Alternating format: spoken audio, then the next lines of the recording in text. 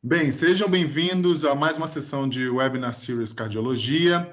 Vamos dar hoje um mergulho na exposição à radiação em medicina nuclear. Um tema super premente, especialmente pelo aumento desse awareness do paciente em relação à exposição à radiação, mas, sobretudo, um aumento da preocupação dos centros diagnósticos pelo cumprimento de regulações.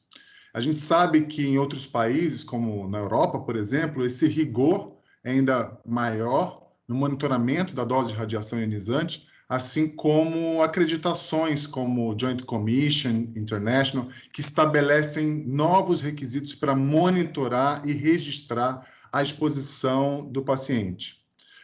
Se o seu departamento de imagem enfrenta desafios para cumprimento de legislações e processos de acreditação no quesito de dose de radiação, a GE lançou, ano passado, no Brasil, uma solução de DoseWatch, uma plataforma digital para gestão inteligente de dose e meios de contraste.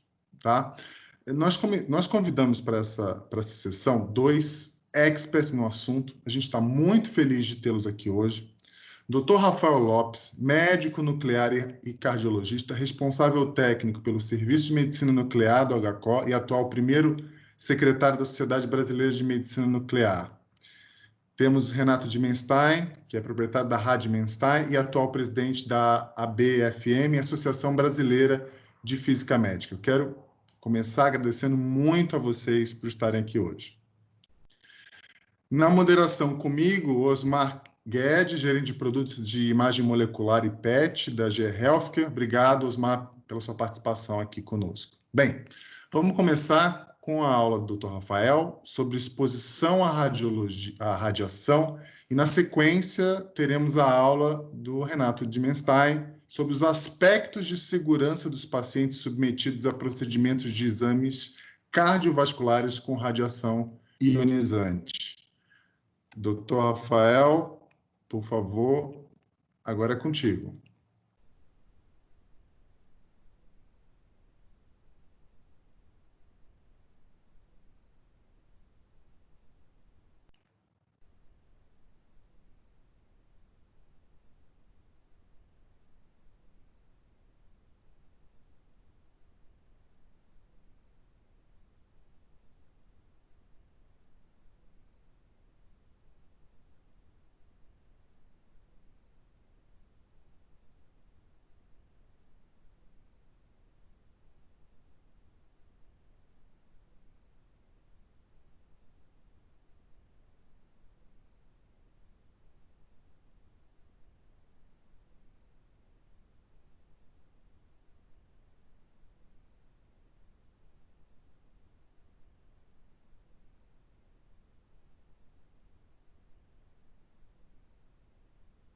Doutor Rafael, está em mudo.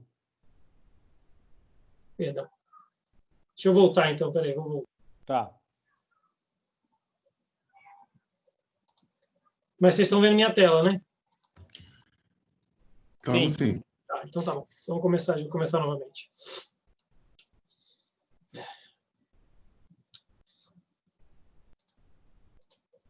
Para mim, então, é um prazer estar aqui hoje. Queria agradecer a GE, agradecer também o Leonardo, o Osmar. E para a gente falar, então, um pouquinho de exposição à radiação em medicina nuclear, eu quero começar dizendo que eu não tenho conflito de interesse nessa apresentação. Eu sempre ressalto o fato de eu ser médico nuclear e cardiologista e trabalhar diariamente com isso. Então, efetivamente, isso é o que eu gosto, é o que eu faço, é o que eu sei fazer. Mas para a gente começar a falar, eu acho que sempre é bom a gente começar do começo, né? Ainda que isso seja redundante, e falar um pouquinho do que é radiação. Eu tenho certeza que todos os senhores que estão nos assistindo sabem, mas é sempre bom a gente ter uma ideia e focar nos conceitos para partir dali para as nossas discussões. A radiação é a emissão de energia por meio de ondas ou partículas. A radiação é uma parte integrante e inevitável da vida diária de todos nós, com variados graus de exposição aos radioisótopos administrados no nosso corpo, seja de fontes naturais, incluindo raios cósmicos, fontes terrestres, entre outras. Embora a radiação desnecessária seja indesejável, a utilização de baixos níveis de radiação ionizante ela é intrínseca ao estado da arte atual na prevenção primária e secundária de doenças cardiovasculares e dentre tantas outras patologias, como neoplasias, etc. E como começa essa história? Vamos dizer, essa história começa com esse senhor aqui, e essa imagem que ficou célebre, né, da mão da esposa dele, do Sr. Wilhelm Conrad Röntgen. O Röntgen foi um físico e engenheiro mecânico alemão que, em 8 de novembro de 1895, ele produziu e detectou radiação eletromagnética no comprimento de onda que hoje nós conhecemos como raio-x. Por essa descoberta, ele recebeu o Nobel de Física em 1901. Já essa senhora aqui, seu marido, Marie Curie, e seu marido Pierre, eles são responsáveis pela teoria da radioatividade, termo que eles mesmos cunharam, e técnicas para isolar radioisótopos radioativos, com a descoberta de 2 elementos, entre eles o polônio e o rádio. Sob a direção dela, também foram conduzidos os primeiros estudos sobre o tratamento de neoplasias com uso de isótopos. E na radiação na medicina nuclear, ela tem um pouquinho um papel ainda de inúmeras outras personalidades, mas acho que vale a pena a gente comentar aqui o Antoine-Henri Becquerel, que é um físico francês, cujo depois a Unidade Internacional de Atividade ganhou o nome em homenagem a ele. Ele descobriu em 1896 o primeiro isótopo natural, que foi o urânio, e por isso ele ganhou, depois do Röntgen, o Prêmio Nobel de Física em 1903. Aqui, como eu já citei, o casal Marie e Pierre Curie, né, ela polonesa, ele o físico francês. Em 1898 descobriram, né, cunharam a teoria da radioatividade. Em 1902 descobriram o polônio e o rádio. E aí, em 1903 foram agraciados com o Nobel de Física e em 1911 o Nobel de Química, fazendo dela, Marie Curie, a única mulher cientista e até hoje ter 2 prêmios Nobel em áreas técnicas, né? E mais, cabe destacar também o papel do George Hevesy, que era um físico-químico húngaro, que ele foi talvez o primeiro a utilizar sistematicamente traçadores isótopos naturais em exploração biológica, dando talvez aqui o pontapé inicial do que a gente entende como uma imagem funcional à ideia da medicina nuclear nos seus primórdios. E qual foi a repercussão do rádio? A gente tem que lembrar que quando essas descobertas foram feitas, era a Belle Époque, e tinha-se um entendendo de que tudo, um grande entusiasmo, e de que tudo aquilo que vinha de descoberta era em benefício da humanidade.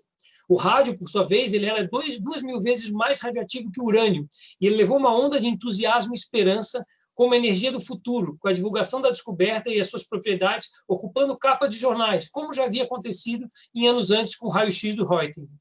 Então, agora, o uso dos produtos com rádio tornou-se bastante popular e atingiu seu ápice na década de 20. Tínhamos água com rádio, filtro, relógios, pomadas, supositórios, enfim. Mas, entretanto, aí começaram relatos de irritação na pele, queimaduras, cegueiras e até mesmo relatos de tumores. Essa aqui é a minha filha, que sempre é uma fonte de inspiração, e eu pergunto, quando a gente começou a temer as radiações? O Levi-Strauss fala que o cientista não é o homem que fornece as verdadeiras respostas, mas é quem faz as verdadeiras perguntas. Então, eu acredito que talvez estes eventos históricos tenham um papel, efetivamente, nesse nosso medo, nesse temor em relação à radioatividade, às radiações, à energia nuclear, ou né, tudo que se relaciona a eles. Mas eu acho que a Agência Internacional de Energia Atômica faz um excelente trabalho quando ela tem o programa de átomos para a paz, quer dizer, a aplicação das radiações sem fins, com fins pacíficos, né? E dentre deles as aplicações médicas de energia, dentre tantas outras, de agricultura, etc. Aqui. Mas, efetivamente, o que nós vamos falar aqui não são aqueles acidentes, eventos cataclísmicos, catastróficos, né? A gente vai falar de exposições médicas à radiação. Então, assim, a gente está usando essa radiação em quantidades muito pequenas em prol do ser humano, em prol dos nossos pacientes. Geralmente, o ser humano costuma temer aquilo que ele não conhece. E eu vi essa frase, acho muito boa, dizendo que o medo é o pior dos conselheiros. Então, eu acho que a radiação ela deve ser respeitada, mas ela não deve ser temida. E ela deve ser, sim, entendida e utilizada como aliada.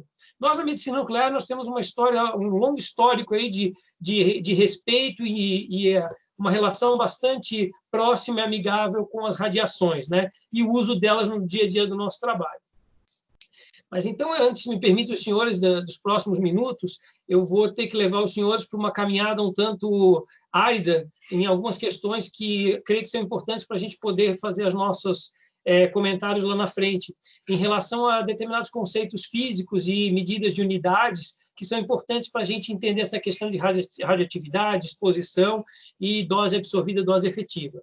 Então, na verdade, a definição, a quantidade de radiação emitida por uma fonte específica é medida pela atividade ou número de desintegrações atômicas de unidade de tempo. Essa unidade ganhou o nome de Becquerel no Sistema Internacional de Medidas e, popularmente, ela é utilizada, a unidade utilizada é o Curie, ou, na verdade, um submúltiplo dele, o mili-Curie, que equivale a 37 megabecquerel. Ainda do ponto de vista das exposições, a exposição, na verdade, ela é radioatividade por unidade de ar, e a unidade da exposição é o Röntgen. Quando a gente está falando em dose absorvida, ou seja, a interação desta unidade com o tecido, a gente está falando de dose absorvida ou RAD, Rad Absorbed Dose, onde a unidade pode ser o RAD, propriamente 100 RAD são equivalentes a 1 Gray. Então, a unidade, na verdade, é RAD ou Gray. E quando a gente está falando da quantificação da dose equivalente, eu tenho certeza que o Renato é muito melhor falar desses assuntos do que eu, mas aí a gente está falando do REM ou Sievert, que o REM, na verdade, deriva do termo Röntgen Equivalent Man, então 100 REM são equivalentes a um Sievert. E a quantidade de dose equivalente, ela, na verdade, é uma medida da dose absorvida por um fator de qualidade, que depende da radiação, seja ela o raio-x, gama ou a radiação beta, aí nós teríamos o fator de qualidade é 1. Quando a gente está falando de partículas alfa ou nêutrons, esse fator se multiplica por 20. Bom, para a gente tentar terminar em breve a questão dessa caminhada árida, lembrar que a exposição ela é a quantidade de radiação produzida por um dispositivo, um aparelho, ou uma fonte radiativa, uma dose, um paciente, e a subsequente ionização das moléculas de ar, sendo tipicamente, como eu comentei, medida no ar. Já as unidades de dose absorvida e dose equivalente, milligray ou millisievert, são a quantidade de energia depositada por massa de tecido, ou em milijoules por quilograma de tecido. Lembrar que existem também índices específicos para diferentes modalidades. No caso da CT, o índice utilizado em geral costuma ser o DLP, o Dose Length Product, ou no caso da fluoroscopia, o Kerma Area. E no caso dos nossos radionuclídeos, a atividade administrada expressa, a atividade de unidade internacional de Becquerel, ou popularmente milli-Curie, é um padrão de dose mensurável. E aí, por fim, então, para a gente seguir em frente, de modo prático, o Sievert ou o seu submúltiplo, o millisievert, é uma unidade do Sistema Internacional de dose equivalente à radiação efetiva, e o Gray mede a dose absorvida por qualquer material. De modo prático, o Sievert, como eu comentei, é uma medida de dose de radiação semelhante ao Gray, igual à dose absorvida por um fator de qualidade dependendo da radiação incidente. Obviamente, a gente já falou da radioatividade, agora para falar de dose e exposição, a gente tem que falar dos efeitos biológicos. E por que a preocupação nas imagens médicas? Em relação à imagem em medicina, é a maior causa de exposição à radiação ionizante. E o aumento dele aconteceu em 6 vezes, teve um aumento de 6 vezes nos últimos 30 anos. E os seus efeitos biológicos são caracterizados basicamente em 2 tipos, os chamados determinísticos, que ocorrem acima de determinados limites de dose absorvida para um determinado tecido, incluindo eritema de pele, perda de pelos, etc., e aqueles chamados estocásticos, aqueles cuja radiação causa o dano que pode implicar em malignidade, habitualmente isso no longo prazo. E aqui, para colocar em perspectiva, na verdade, esse é um gráfico que eu acho bem ilustrativo, considerando desde uma radiografia dental e o raio-x peitoral, o raio-x de tórax, considerando, vejam, a 0,1 millisievert, uma mamografia, 0,4 millisieverts, até as doses consideradas, que as pessoas às vezes esquecem, mas vejam, todos nós estamos expostos, em média, ao ano, a uma taxa de exposição de 2 millisieverts. Normalmente a gente não toma um avião e não lembra que, ao fazer uma viagem de avião, a gente está exposto a algum grau de radiação.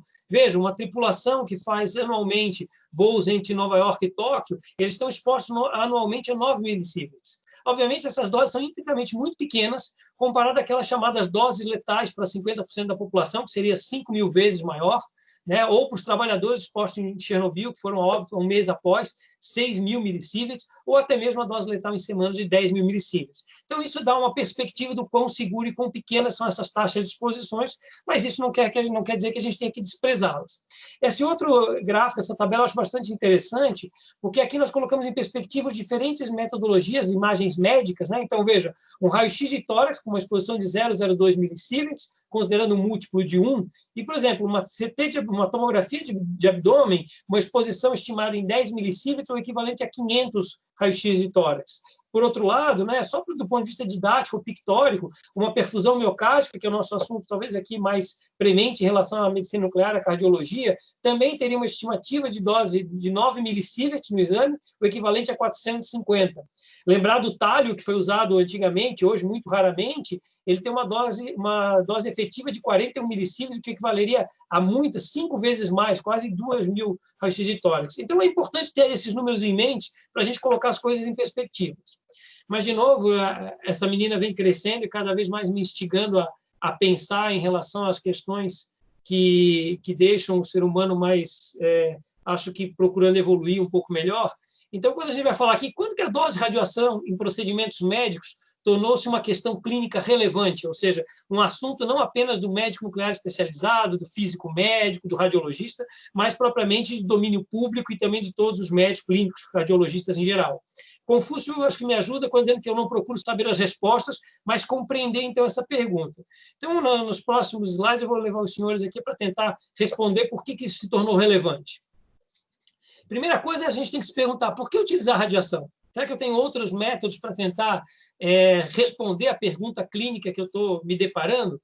Mas é importante lembrar que no processo de decisão clínica para a utilização de radiação ionizante em relação a qualquer método de imagem, seja ele em cardiologia, oncologia, enfim, é importante a gente levar algumas questões que têm que ser sempre respondidas. Existem critérios apropriados para a indicação desses exames? A avaliação da razão risco-benefício dentro do princípio da mínima exposição, ela está atendida? A ideia é obter informações de alta qualidade e relevância clínica em detrimento da quantidade de exposição à radiação que eu vou ter esse meu paciente. E lembrar sempre, obviamente, em qualquer situação, dos princípios fundamentais de proteção à radiação em medicina, ou também o chamado princípio do ALARA, mantendo essas radiações as low as reasonable as achievable, ou seja, tão baixas quanto possivelmente alcançáveis, lembrando que nenhuma dose de radiação baixa o suficiente justifica um exame não diagnóstico de qualidade limitada. Então, a gente nunca pode trocar uma dose de radiação baixa demais por um exame de má qualidade. Tá? Então, o exame tem sempre de alta qualidade, tem que responder a pergunta clínica e tentar fazer isso com a menor dose possível. Tá? E aí, obviamente, como eu acho que a gente somos pessoas de ciência, a gente tem que buscar evidências para respaldar aquilo que a gente está falando, pensando ou testando. Né? Então, por que a radiação ionizante tem se transformado em especial preocupação na cardiologia? Acho que 2 temas são relevantes, é a magnitude das doses, que vem efetivamente crescendo ao longo do tempo, eu vou mostrar a seguir, e o volume de exames que tem crescido na nossa área, obviamente porque a demanda para a população também tem crescido. Lembrando que as doenças cardiovasculares e cerebrovasculares são as doenças que mais matam no mundo hoje, e a despeito de tudo que vem acontecendo, mesmo dessa pandemia, elas vão continuar sendo a doença que mais mata, e que mais mata daqui 2025, 2030. Então, esse gráfico aqui, ele mostra em 2 momentos, tá? É um artigo publicado em 2012, no Journal American, no JACC, né? Onde ele coloca em perspectiva a dose de radiação exposta aos pacientes, de modo geral, por ano, excetuando os pacientes submetidos à radioterapia, de todas as fontes possíveis. Então, veja, as fontes naturais, até aqui fontes de outras, como raios cósmicos, né, fontes internas, até as fontes de origem médica, vamos dizer aqui. Então, aqui tínhamos o raio-x e a tomografia estava iniciando aqui na década de 80, correspondendo a 11% da exposição médica, a medicina nuclear geral correspondia a 3%, e a cardiologia nuclear, basicamente 1%. Nessa época, aqui na década do início da década de 80, a taxa de exposição média por paciente ano era de 0,53 millisieverts. Vejam que em 2006, essa taxa de exposição ela atingiu 3 millisieverts por paciente por ano. Tá? Isso corresponde a dizer, e não só a questão da taxa que aumentou, mas vejam, a exposição aumentou basicamente em relação às exposições médicas, como eu já comentei. Vejam que as tomografias não cardíacas, né, de outras metodologias, correspondem a praticamente 20% dessas exposições médicas, os raios-x e a fluoroscopia, mais 8% em outras metodologias, e aqui vejam os senhores que quase 20% da exposição está relacionada também à cardiologia, sendo que a cardiologia nuclear em 2006 dominava com quase 10%, e a tomografia cardíaca, que também estava iniciando aqui nos anos 2000, assim como as intervenções coronárias e vasculares, correspondem a mais, basicamente, 8%, 9%, o que a gente vai ter aproximadamente 20% das exposições cardiovasculares, quase 30%, considerando que as exposições médicas em 2006 já correspondiam a quase 50% das exposições das pessoas por ano. Tá? Bom, e esse é um outro gráfico quando a gente fala do volume dos procedimentos. Tá? Esses dados eles são mais até o início da década de 1990 até 2010, e vejam os senhores, em 1996, nós tínhamos esses dados, são de diferentes registros americanos, mas uma estimativa de algo em torno de 3 milhões e meio de perfusões miocárdicas por ano nos Estados Unidos. Tá? Quando a gente olha esse número em 2006, ele já estava algo próximo de 8 milhões de perfusões. E havia uma perspectiva que ele fosse atingir, em 2007, talvez 2010, próximo dos 10 milhões. É verdade que em 2009 esse número caiu, a gente teve um problema na crise de fornecimento do Tecnest, com o fechamento do reator nuclear do Canadá, que correspondia por quase 30% da demanda mundial, e de lá para cá vem havendo um ajuste, obviamente, com o crescimento de outras metodologias, a própria tomografia de coronária. Eu diria que hoje esse número nos Estados Unidos está algo em torno de 6 milhões e meio de perfusões, na Europa algo em torno de 2 milhões e meio, e eu diria para os senhores que no Brasil nós não atingimos algo perto, esse número é muito, não é nenhuma estimativa precisa, mas eu creio que nós não atingimos 500 mil perfusões. O que eu quero dizer com isso? Eu acho que os nossos pacientes precisam efetivamente de mais exames nesse sentido. Existe muito mais indicação para se crescer esse campo, mas nós temos que fazer isso com responsabilidade, considerando a população de um país como os Estados Unidos e a do Brasil, e a indicação desses métodos, talvez a cintilografia de perfusão miocárdica seja um dos métodos mais bem indicados em relação aos critérios apropriados, chegando próximo dos 70% de indicação apropriada. Então, vejam que eu acredito que existem muitos pacientes no Brasil que precisam dessa metodologia nas prevenções primária e secundária das suas patologias cardiovasculares.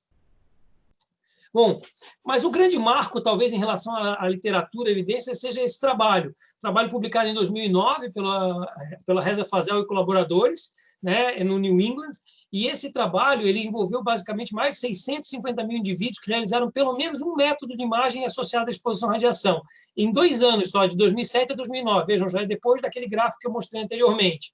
E o que eles classificaram? Classificaram em baixa dose, baixa exposição, quando é menor que 3 milisievers, moderada de 3 a 20, alta de 20 a 50 e muito alta acima de 50. Aqui colocando em gráfico, vejam os senhores que, basicamente, os homens, quase 80% dos homens tinham nenhuma exposição ou até uma exposição considerada baixa, enquanto que as mulheres, né, mais de 50% das mulheres tinham uma exposição considerada baixa, mas em torno de 20% nos dois sexos já tinham uma exposição moderada de 3 a 20 milisievers. E a dose efetiva acumulada, vejam que foi de 2,4 milisievers por indivíduo por ano. Tá? As cintilografias miocárdicas elas corresponderam a 22% do total dessa dose efetiva. E as tomografias de outras, né, abdômen, pelve e tórax, 38%. Os exames de tomografia de imagem nuclear, juntos, corresponderam por 75% da dose cumulativa efetiva e 81% do total administrado em caráter ambulatorial. E aí, eu gosto desse outro estudo porque ele coloca em perspectiva de tempo, uma coisa que às vezes é interessante utilizar. Esse é um estudo italiano, é um estudo observacional, obviamente de um único centro, mas vejam, 16.400 pacientes consecutivos de 1970 a 2009 foram admitidos, né, no Italian National Research Council. A dose efetiva por paciente nos últimos 5 anos foi de 22 millisieverts nos últimos 5 anos, variando de 12 a 42. Ela aumentou da década de 70, né, 70 a 74, para 2005 a 2009, mais de 155%, principalmente nos cardiopatas, enquanto nos pacientes não cardiopatas, esse aumento foi só da ordem de 21%.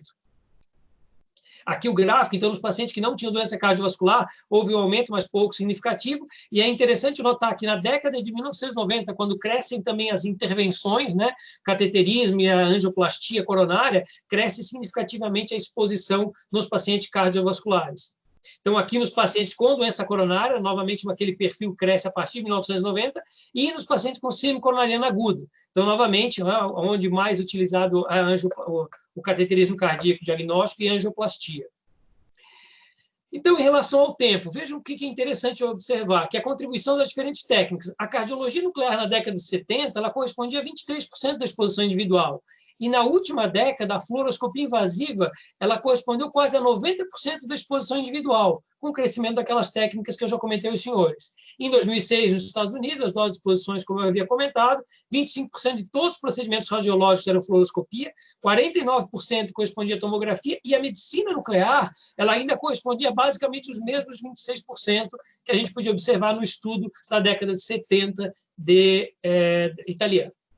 Isso aqui é interessante, eu não achei mais, mas nessa época, na década de 2010, aí, isso foi tão comum, se tornou um assunto tão interessante, tão comum e tão corriqueiro, que foi desenvolvido, inclusive, aplicativos. Os aplicativos de celular estavam começando naquela época, propriamente, mas vejam, assim, a gente já tinha um aplicativo para usar no smartphone para você monitorar a sua dose de radiação. Aí você adicionando o exame que você fazia, a dose que você tomou, e aqui ele ia registrando, comparava em relação. Hoje eu não encontrei mais nenhum desse tipo. Na verdade, existem outras iniciativas, já os próprios fabricantes criando iniciativas para monitorar as doses dos pacientes de modo automático, assim que a gente realiza esses exames. Tá?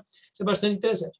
E agora eu vou falar rapidamente em relação ao que é importante, que é a questão da cintilografia de perfusão miocárdica, a sua evolução, né? Então, houve uma otimização dos métodos de reconstrução de imagem, desenvolvimento de câmeras dedicadas à aplicação cardíacas, modificando a geometria, desenho dessas câmeras, a amostragem melhor do design de colimadores e dos seus detectores. Essa evolução passou por essas novas câmeras, permitiram o uso de doses mais baixas, uma redução significativa da radiação ionizante nos pacientes, imagem comparando os protocolos tradicionais, com qualidade, imagem e acurácia diagnóstica preservada. Isso é extremamente importante. Com a câmara cardíaca dedicada, pode-se obter imagem em menos de 10 minutos, com doses efetivas, às vezes, tão baixas quanto de 1 milisievert, sem sacrifício da acurácia. É interessante ver, esse é um tipo de desenho de câmara, e aqui dá para ter uma ideia, quando a imagem passou a ser centrada no coração, com diferentes dispositivos aqui, com a evolução dos materiais, no caso, um detector, um semicondutor de zinco, cádmio telúrico, conhecido como CZT, uma pequena placa de 5 centímetros, aplicada a 19 pinholes, né, onde todos eles estavam focando o coração, e veja a comparação de uma fotomultiplicadora tradicional com esse sistema de detecção. Lembrando que nesse sistema de detecção existe uma outra questão, não existe mais a cintilação propriamente, que deu o nome à cintilografia, havendo uma conversão direta da radiação gama em impulso fotoelétrico. Aqui eu tenho um exemplo para demonstrar uma imagem de uma câmara convencional adquirida em 15 minutos, versus uma imagem de CZT com baixa dose, adquirida em 3 minutos. Né? Um outro exame, basicamente, também com um exame alterado, então, tanto nos exames normais quanto no exame alterado, vejam que não há prejuízo na qualidade de imagem. E a literatura nos respalda dessa maneira, cintilografia de perfusão miocárdica, com metade da dose de radiação é factível, com boa qualidade de imagem. Comparado às imagens convencionais, as CZT são mais frequentemente interpretadas como normais, com desfechos clínicos idênticos após um ano. Reduzem a necessidade de testes adicionais, a dose média de radiação e o tempo de imagem.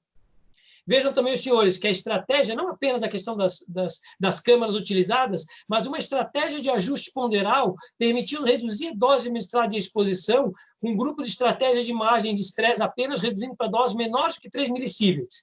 Os avanços na instrumentação da cardiologia nuclear permitirão imagens rotineiras de estresse e repouso com doses até menores que 5 milissieverts e é possível maiores reduções inferiores a 3 milissieverts com tempos de aquisição padronizados. Isso aqui, para a gente entrar na questão final, e talvez mais importante, em relação às melhores práticas. O que a gente tem? Essa é a distribuição da dose efetiva mundo afora, num trabalho do Dr. Andrew Einstein, né, de Nova York, e colaboradores, em relação ao INCAPS, uma agência internacional de energia atômica. Vejam, esse é o padrão de distribuição de dosimetria. Vejo que a dose efetiva está no mundo inteiro entre 10 a 20 milissieverts, basicamente 10 a 14, tá? Foram 308 laboratórios de cardiologia nuclear, mais 7.900 perfusões em 65 países em 2003. Tá? A dosimetria média ficou em torno de 10,4 milissieverts, com apenas 30% dos laboratórios atingindo uma mediana menor do que 9 milissieverts. Aqui tem representação da América Latina, basicamente semelhante, mas com menor em relação a uma distribuição com maiores doses ao longo doses um pouco até maiores, né?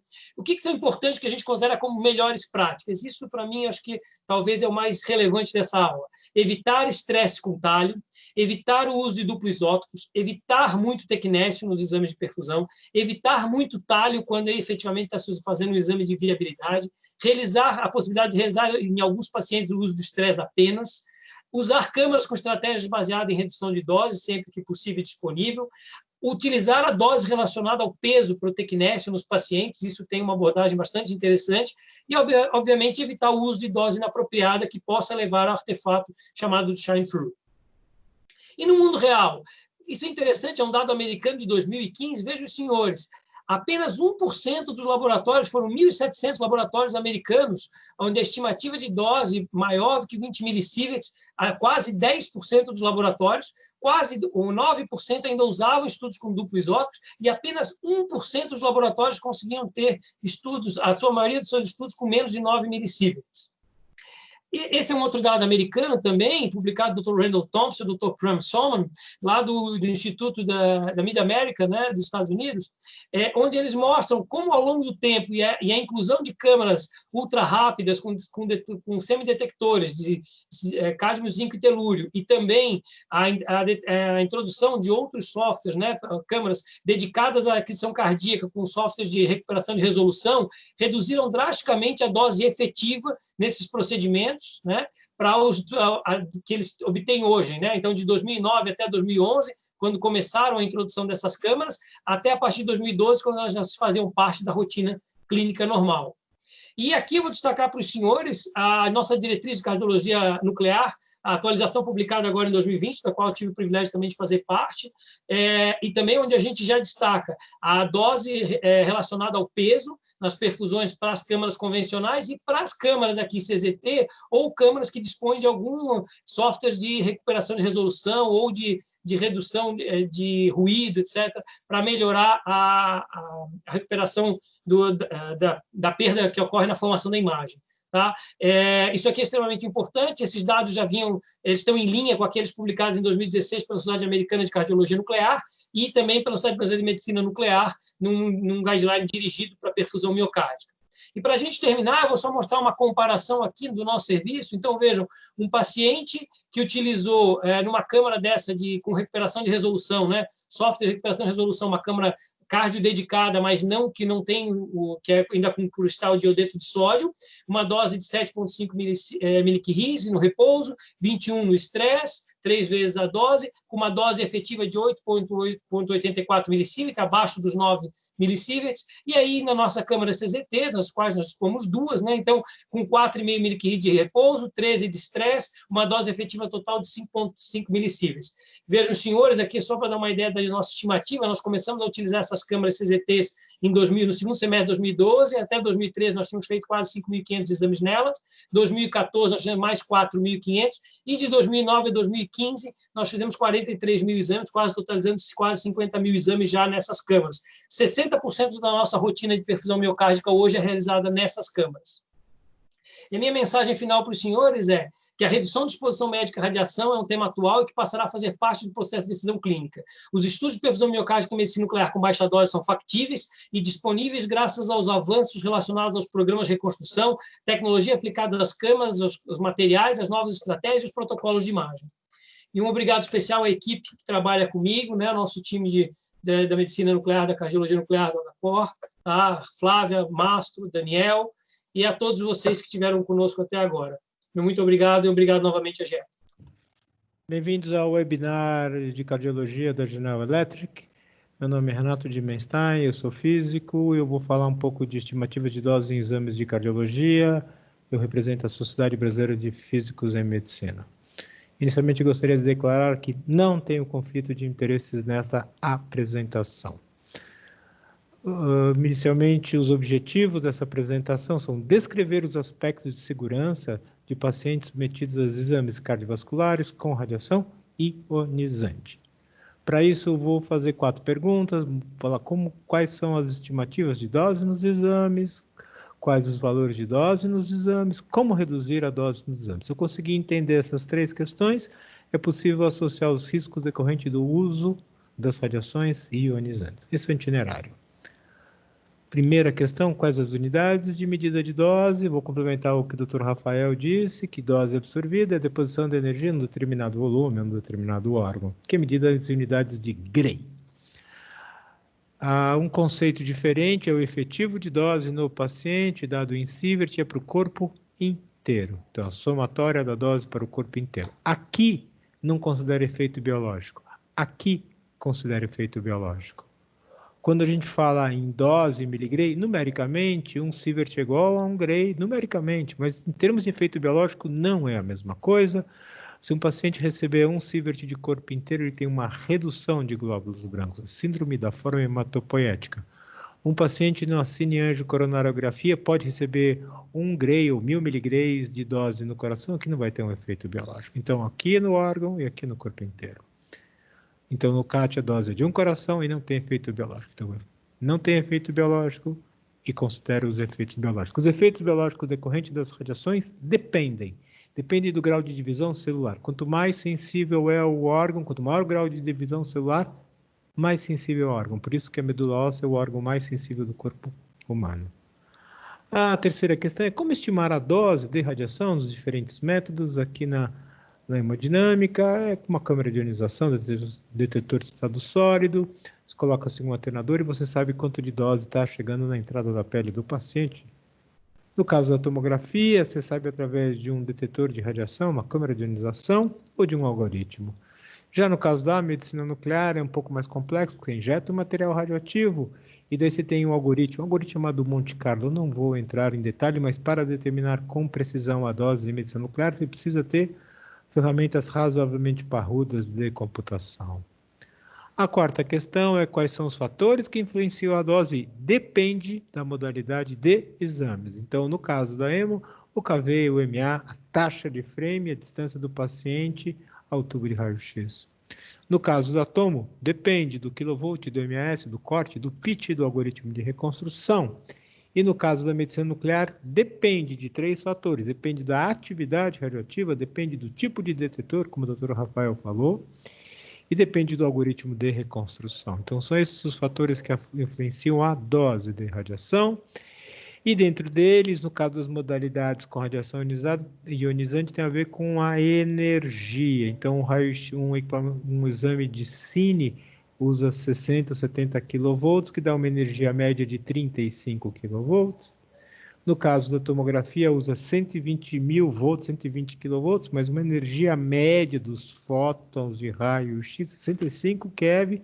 E na medicina nuclear, uma energia média praticamente o dobro da tomografia. Então, o que é importante é que quanto aumenta a energia, maior é a penetração da radiação no tecido, maior é o espalhamento e menor é o contraste.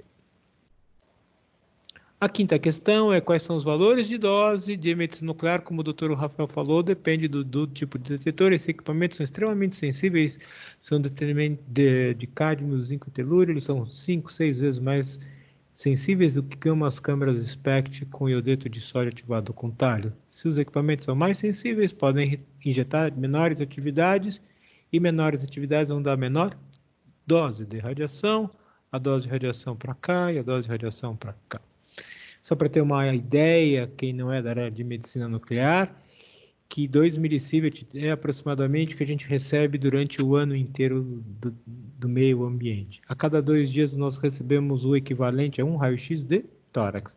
Um piloto de voo intercontinental recebe 40 microsievert de radiação. Bom, as doses dependem da atividade. No exame de Tecnes 99M no esforço, com 30 milicuries, uma dose de aproximadamente 9 milisievert, com o rubídio 82 de 3,6 milisievert. Quais são os valores em PET scan? Depende da atividade, de 2 a 5 milisievert. Não estou computando o CT aqui. Uma das questões importantes em segurança com radiação ionizante é a dose fetal, no caso dos exames de medicina nuclear. A dose no exame de cardio com MIB para 30 milicuries dá atividade em torno de uns 10 miligramas no feto. De acordo com a literatura, a dose acima de 15 miligramas aumenta em 15% o tumor de partes moles no feto. Após 3 meses da gravidez, 7 miligramas. O problema maior de gravidez com a administração de radioisótopos é do iodo 131, uma dose excessiva no feto, e o problema maior é que na 13ª semana o feto já tem a formação da tireoide, tem uma incorporação do iodo, isso pode gerar doenças como o cretinismo. Exames de dose em pacientes de cardiologia, angiografias coronárias de 5 a 6,6, angioplastia de 11 a 17 milisievert aqui. Os limites de dose, no caso na Agência Internacional de Energia Atômica, são colocados no painel, quer dizer, não pode passar de 50 de de dose por área, nem 125, que aparece no painel de controle, e de acordo com um estudo publicado pela Revista Brasileira de Cardiologia Não Invasiva, uma porcentagem muito grande dos exames estavam fora desse limite ou fora desse limite de intervenção. Quais os valores de tomografia? Depende do algoritmo de reconstrução, depende do tamanho do detetor, do pitch, mas podem de 3 a 8 milisievert. Depende do modulador, no caso, equipamentos da GL usam noise index, que você consegue modular a corrente em função do ruído da imagem e reduz aí substancialmente a dose de radiação. Aqui são os valores de dose fetal em tomografia, quer dizer, se pegar um CT angiografia das coronárias, 0,1 milisievert, a dose é baixa. Se você fizer uma série de abdômen, pelvis de rotina, uma dose razoavelmente alta, isso pode causar um efeito biológico no feto. A última parte aqui, quais são os riscos para os pacientes? Tem dois tipos de riscos para o paciente. Um tipo de risco é chamado acumulativo ou estocástico, em que a probabilidade de ter, por exemplo, uma doença como câncer aumenta com o aumento da dose. O outro risco é determinístico, quer dizer, quando um grande número de células morrem. Esses efeitos determinísticos têm um limiar, têm um valor mínimo. Isso surgiu de estudos dos sobreviventes da bomba de Hiroshima e Nagasaki.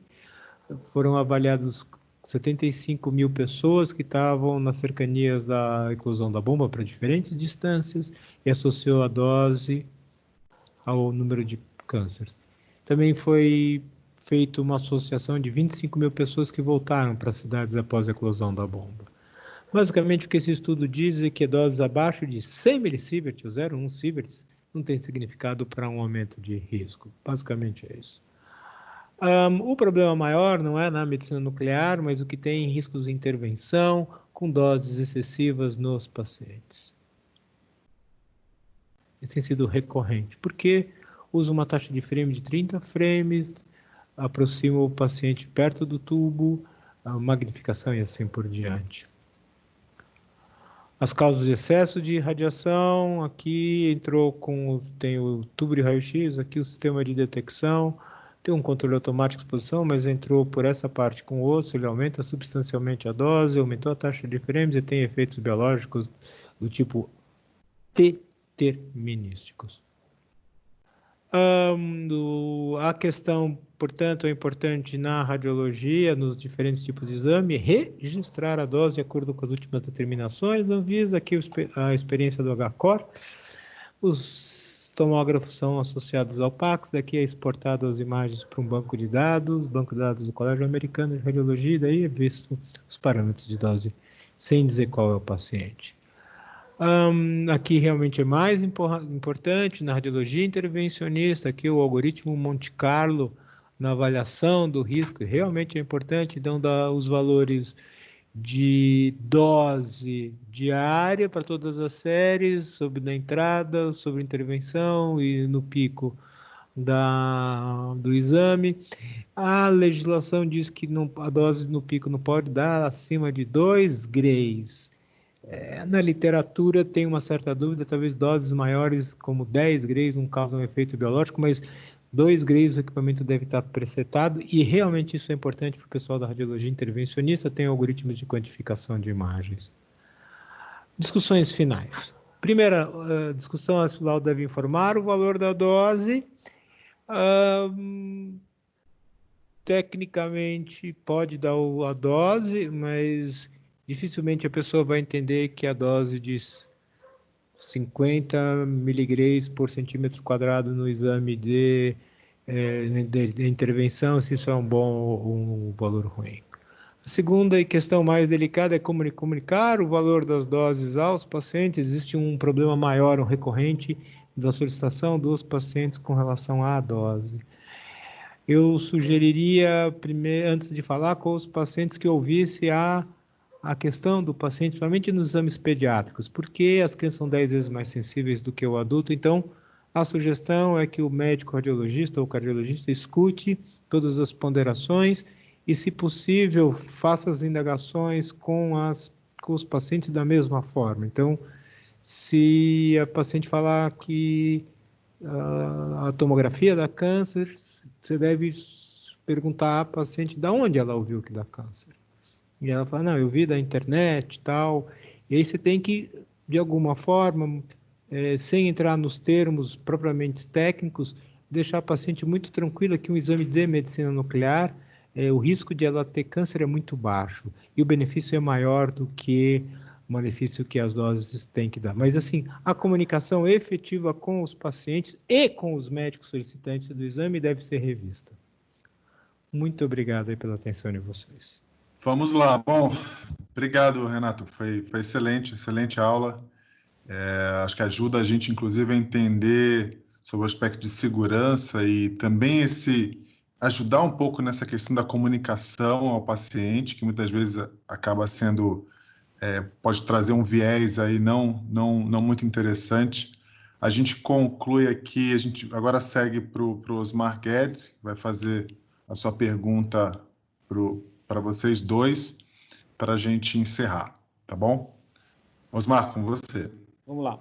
Primeiro, gostaria de agradecer a disponibilidade e a presença de vocês nesse webinar, Dr. Rafael, Renato. E eu queria fazer uma pergunta, acho que eu queria englobar um pouco da parte de tecnologia e perguntar para vocês assim, como é que vocês veem, como é que a tecnologia e que tipo de tecnologia pode ajudar na redução da dose nos exames de cardiologia?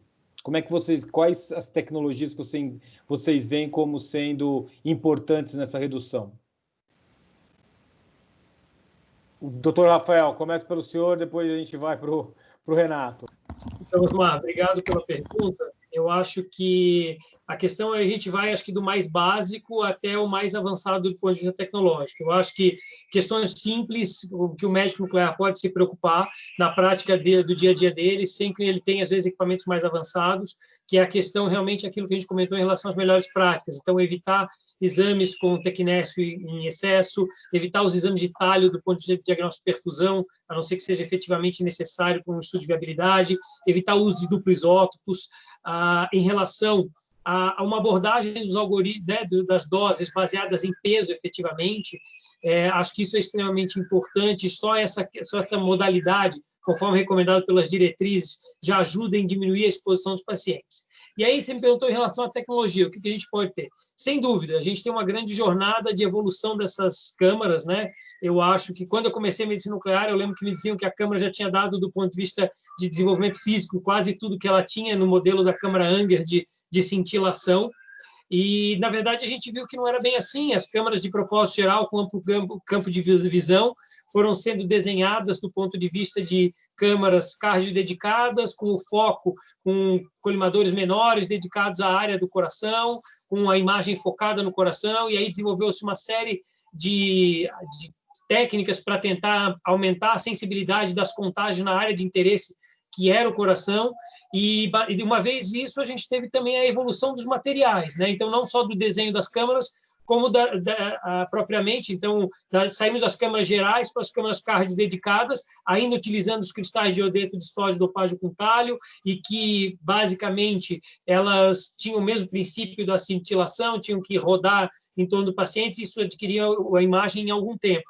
Depois vieram os novos materiais, e aí a gente teve um salto, né, do ponto de vista que eu considero até disruptivo, em relação de que a cintilação que dá nome às câmaras, ela deixa de existir. Então, esses novos detectores semicondutores, como cádmio, zinco, telúrio, CCT, em diferentes modalidades que foram sendo desenhados, mas que efetivamente transformam a radiação diretamente em impulso elétrico, ganhando um aumento de sensibilidade, uma maior resolução energética, e isso trouxe uma nova fronteira para essas máquinas. E aí, permitindo com que a gente fizesse exames mais rápidos, exames com menor dose, e efetivamente mantivesse a acurácia, ou talvez até melhorasse um pouco a acurácia diagnóstica desses procedimentos.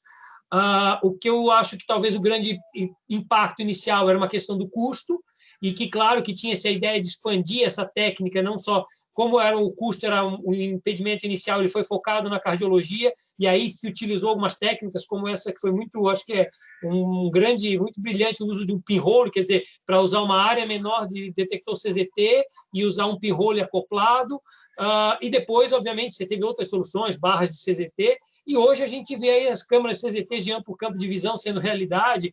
Quem sabe não, a gente está evoluindo para PET de corpo inteiro, talvez câmeras pensando em corpo inteiro, efetivamente. Eu acho que a gente caminha nesse sentido. Acho que a gente teve uma evolução das câmeras no seu desenho, a evolução dos materiais, e agora deve juntar essas duas coisas novamente. Maravilha. Obrigado. Obrigado pelo comentário, por nos engrandecer com seus comentários. Renato, como é que você vê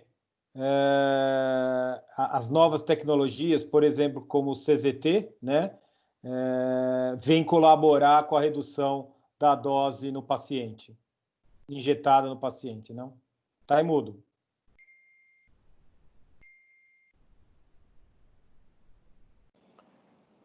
Sem dúvida nenhuma, esses equipamentos aí, eles têm uma relação sinal-ruído muito satisfatória e um aumento do contraste, então você pode usar uma quantidade muito menor de radiação, e isso em 10 anos foi uma revolução na medicina nuclear.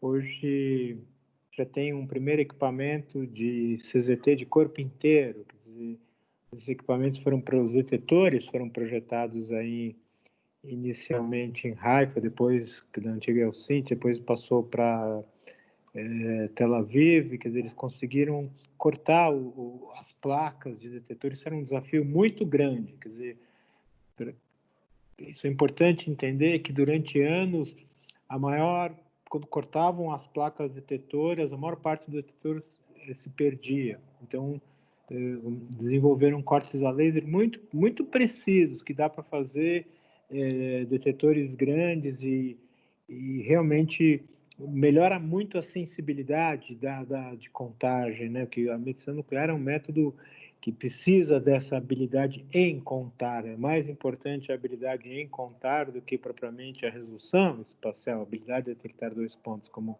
entidades distintas. Então, o uso de detectores CZT associados a algoritmos de reconstrução iterativos, eles permitem ter uma supressão computacional muito grande do ruído. Se diminui o ruído, é possível melhorar o contraste da imagem. Se diminui o ruído, melhora o contraste, você pode injetar uma quantidade bem menor de material radioativo, portanto, você tem menor dose de radiação. Esse é o raciocínio.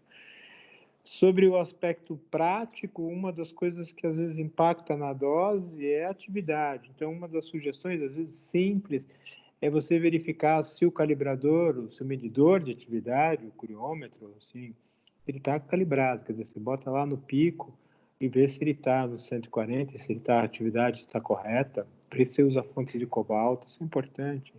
É importante muitas vezes verificar se perto desses medidores de atividade não tem fontes de flúor 18, porque se tiver fontes de flúor 18, de PET scan, aumenta a radiação de fundo e você está, enfim, está mascarando a quantidade de atividade dada ao paciente. Então, assim, me parece que essa década vai ter uma revolução dos equipamentos de corpo inteiro, assim, de todos os fabricantes, né? Vocês têm já um primeiro equipamento já comercial, mas vai melhorar muito, na minha opinião. E isso vai dar possibilidade para detetores pequenos, por exemplo, pequenos para em outras aplicações de medicina nuclear ou com radiação. Interessante, interessante. E para você, Renato, como é que você vê o Dose Watch, que faz toda a parte do acompanhamento da dose que o paciente está recebendo durante a jornada dele dentro do serviço, né, com as diversas modalidades que ele utiliza, que ele precisa por algum motivo? Como é que você vê o valor agregado disso no dia a dia do controle de dose, né, e da documentação da dose emitida para o paciente? Bom, tem alguns aspectos. O primeiro é o regulatório. as legislações atuais estão recomendando o registro da dose. O segundo é uma questão prática dos fabricantes dos equipamentos de tomografia, de medicina nuclear e de fluoroscopia, de hemodinâmica, em exportarem os cabeçalhos DICOM, porque todos esses programas, o que você citou, ou outros programas, eles dependem de você corretamente exportar esses padrões. Isso é importante entender do que eu estou explicando, que assim, quando no HCOR tem um protocolo e cria-se um protocolo de cardiologia, ele tem um nome específico, um IPID, que é o nome técnico, que exporta isso num cabeçalho DICOM. Esse IPID, então você tem que escrever esses protocolos de acordo com, por exemplo, o padrão, ou da GE, ou do Colégio Americano. Então isso é um desafio, que eles têm que exportar isso para um servidor, desse servidor espetar ele. Não é uma coisa muito complicada, não é, mas requer a participação do médico nuclear, do físico, do engenheiro clínico, do pessoal da informática, para poder congregar essas informações. Então, elas são importantes e tem um aspecto legal, regulatório, que deve ser considerado. Tem o aspecto, para alguns hospitais, acho que isso impacta bastante, é que aumenta o número de pessoas que querem saber a dose, que precisam saber a dose, e que seus filhos vêm acompanhando nos exames. Então, é uma questão de você poder prestar esses serviços de dizer quanto a pessoa está recebendo de dose de radiação.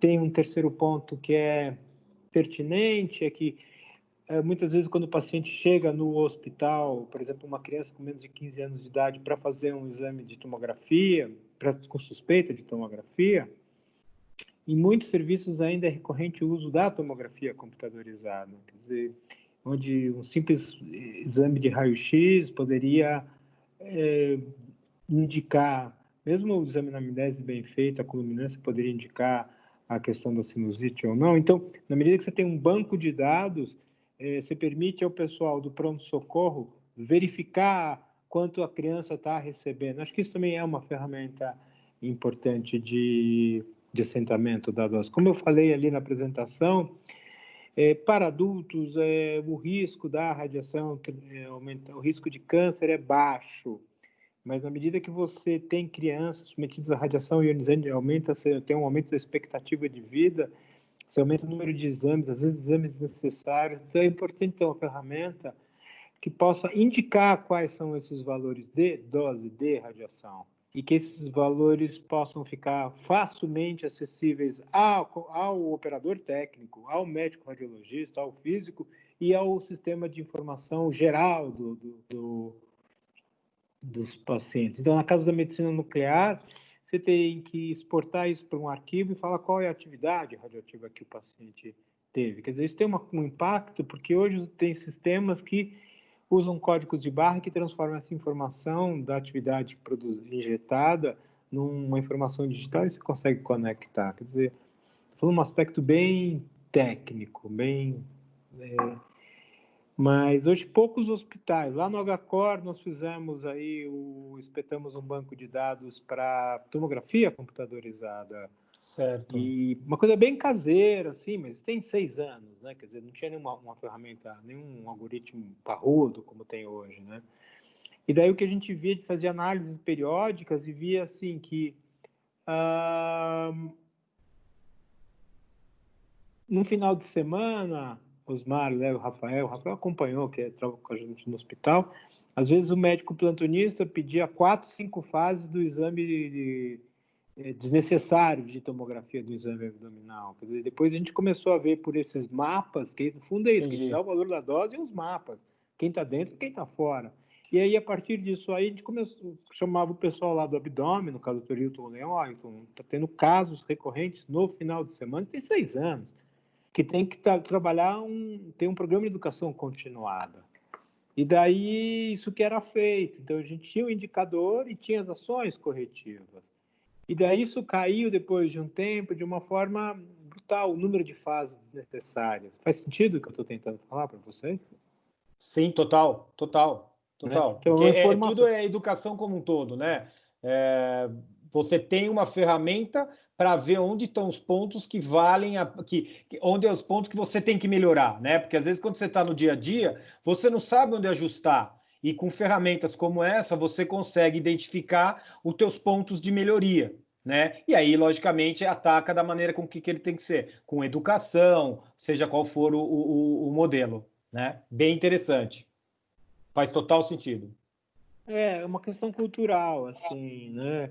E que está mudando, quer dizer, mudou nos Estados Unidos, mudou na Europa e vai mudar no Brasil, não tenha dúvida isso, né? A Anvisa já está antenada nisso. E tem que mudar, porque um dos princípios básicos de proteção radiológica é usar a menor dose quanto razoavelmente possível. Eu espero ter contribuído com vocês, as pessoas que quiserem aí acesso à aula, tem você, o Osmar e o Léo Gross, fiquem à vontade ali, eu espero que a gente do HCOR e do Albert Einstein tenhamos contribuído com vocês. Eu agradeço muito a oportunidade. Nós que agradecemos. E boa noite a todos. Boa noite. Tchau, tchau. Tchau. Muito obrigado aí. Estamos finalizando. Isso aqui daria mais uma série aí, uma série completa de bastante aprendizado. Obrigado. Mais uma vez, obrigado, Rafael. Obrigado, Renato, Osmar. E é isso aí. Ficamos por aqui, finalizando mais um Web Series da Cardiologia. Obrigado, espero que tenham gostado e até a próxima. Tchau, tchau.